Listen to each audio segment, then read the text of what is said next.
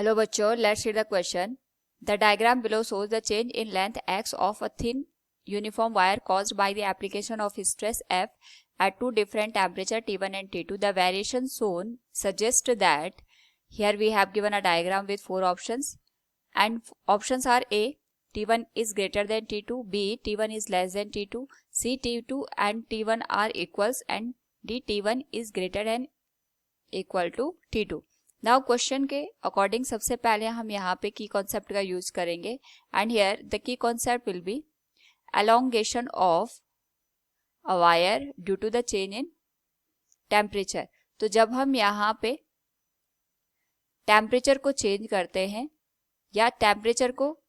Increase करते हैं, उसकी वजह से जो वायर गिवन होती है, इसके जो एटम्स होते हैं इनके बीच में इंटरमॉलिक्यूलर स्पेस यहाँ पे बढ़ जाता है, और इंटरमॉलिक्यूलर स्पेस बढ़ने की वजह से जो वायर की ओरिजिनल लेंथ होती है इसमें हमें यहाँ पे चेंजेस देखने को मिलता है, and here the change in length can be indicated as del l. तो क्वेश्चन के अकॉर्डिंग यहाँ पे हमारे पास जो स्ट्रेस है दैट इज एफ और जो चेंज इन लेंथ है that is given as x, इनके बीच का ग्राफ गिवन है, एंड यहाँ पे जो टेम्परेचर गिवन है it is T1 and T2. हमें बताना है कि T1 और T2 में कौन सा टेम्परेचर यहाँ पे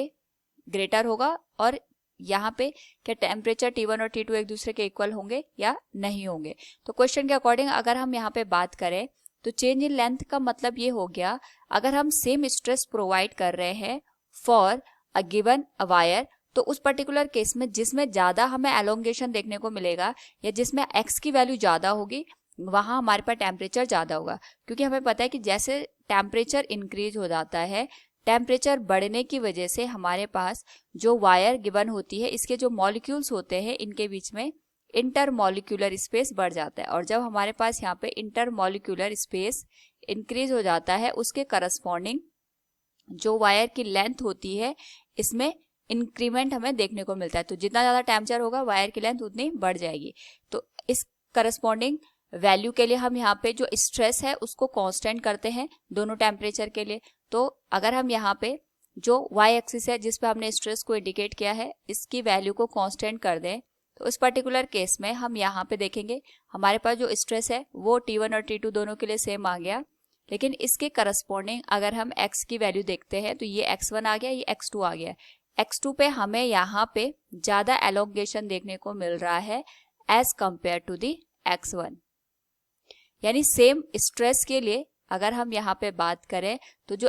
x2 की वैल्यू है वो हमारे पास ग्रेटर है as compare to the x1. यानी हमारे पास यहाँ पे सेम स्ट्रेस प्रोवाइड करने पे जो वायर की लेंथ चेंज हो रही है वो T1 के केस में हमें ज्यादा देखने को मिल रही है, और अगर यहाँ पे T1 के केस में